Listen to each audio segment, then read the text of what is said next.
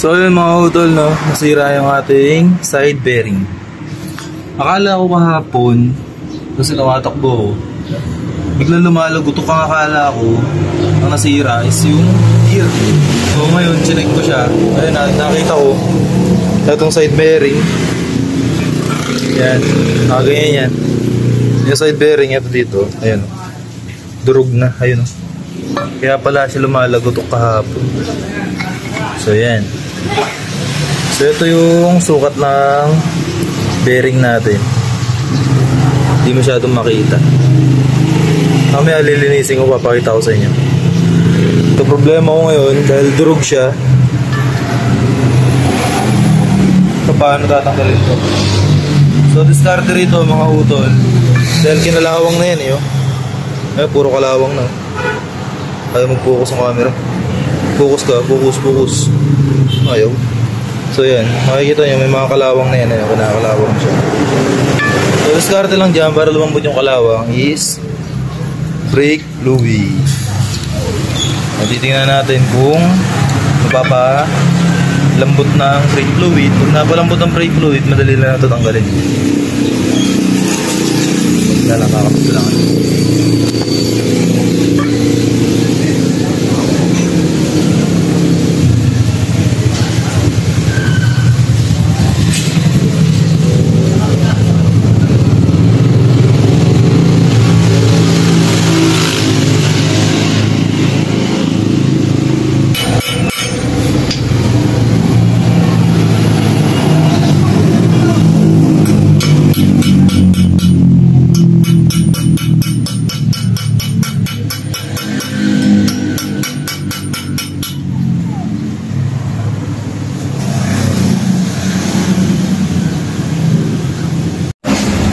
So ngayon guys, sasakripisyo na natin itong ating tools. Ayan, flat screw. Dahil di siya kaya ng pako. Pagkapako kasi at nakaganito, mahirap. Dahil nga masyado na matigas yung ating natirang bearing sa loob. Ayan, dahil nga kinalawang na yung loob. So hindi ko kasi naalagaan masyado sa grasa. Kaya kayo, dapat nalagaan sa grasa yung side bearing yun, dahil yan yung pinakabuhay ng ating bearing, grasa.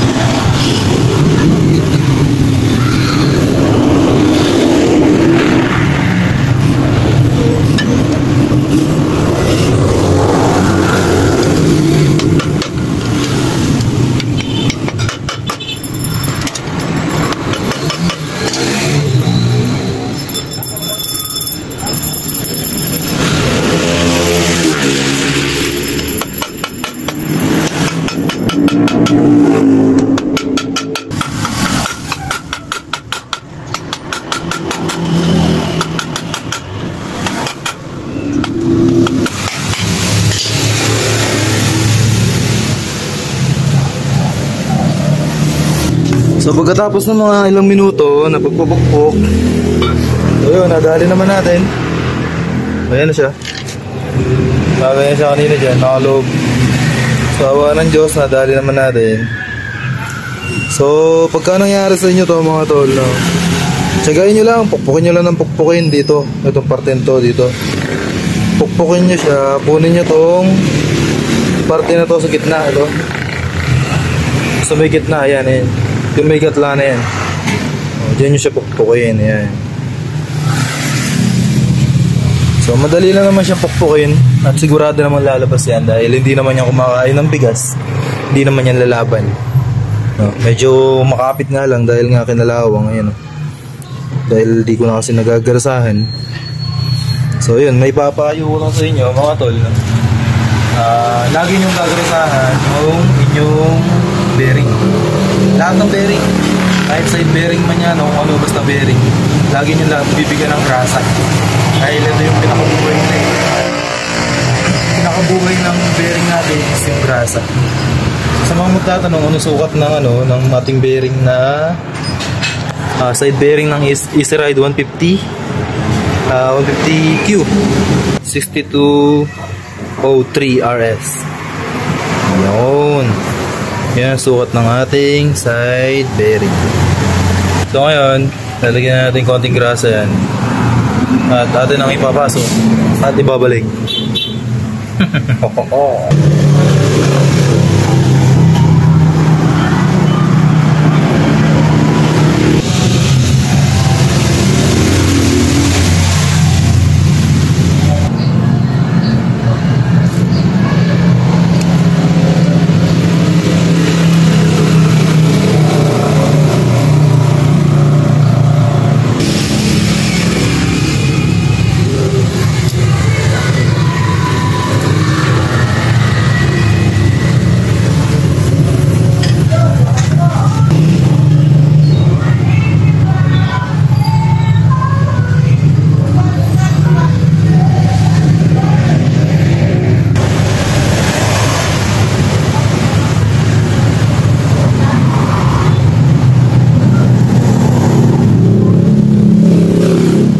So ibabalik natin to para maprotektahan yung ating bearing sa mga dumi o yung mga maliliit na mga bato, mga buhangin, gano'n. So para maprotektahan siya, kailangan natin balik to.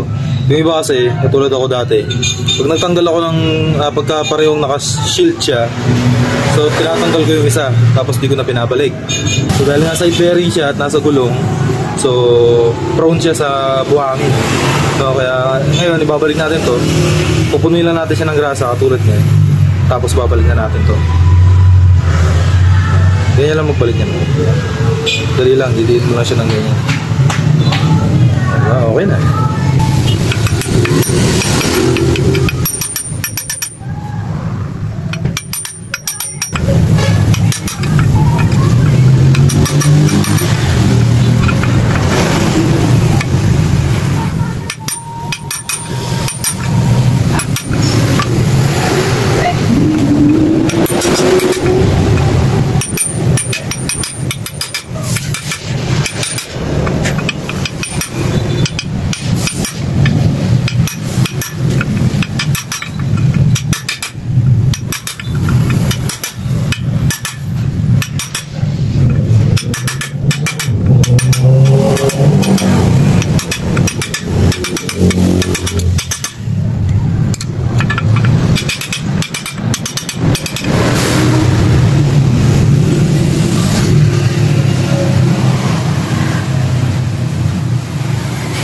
Bali ito yung pinaka-lock niya mga tol.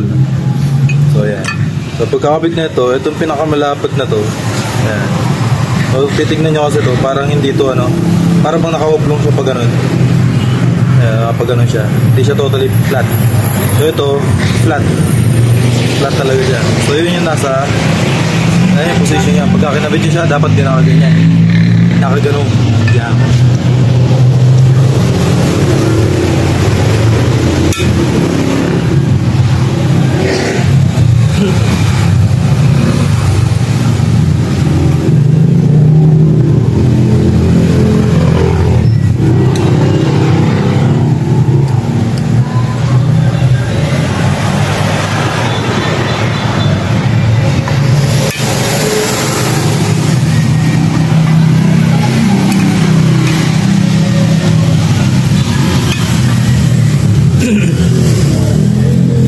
So para malaman nyo kung pantay na ba yung bearing nyo, dapat itong na to, lock na to, dapat maluwag siya. Iikot dapat siya. Once na iniikot nyo siya, ayan o, ayan o, iikot ko siya. Pag iniikot ko yan, dapat iikot yung lock. Ayan o.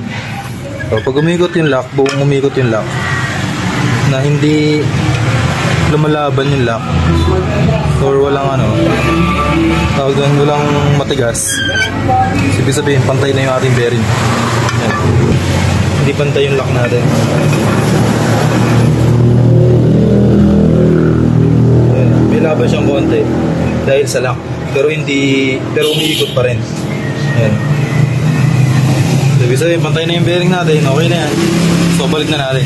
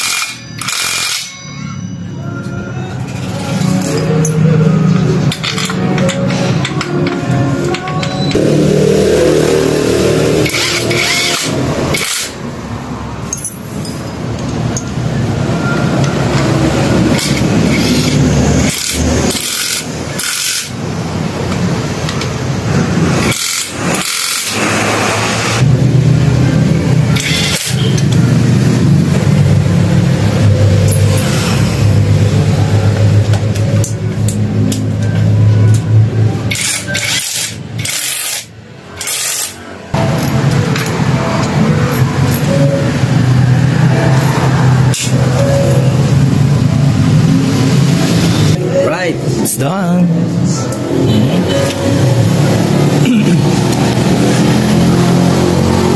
So wala na yung lagutok. Kanina, pagka ginaganya mo, kruk, kruk, mga ganun, eh. Ay, wala na.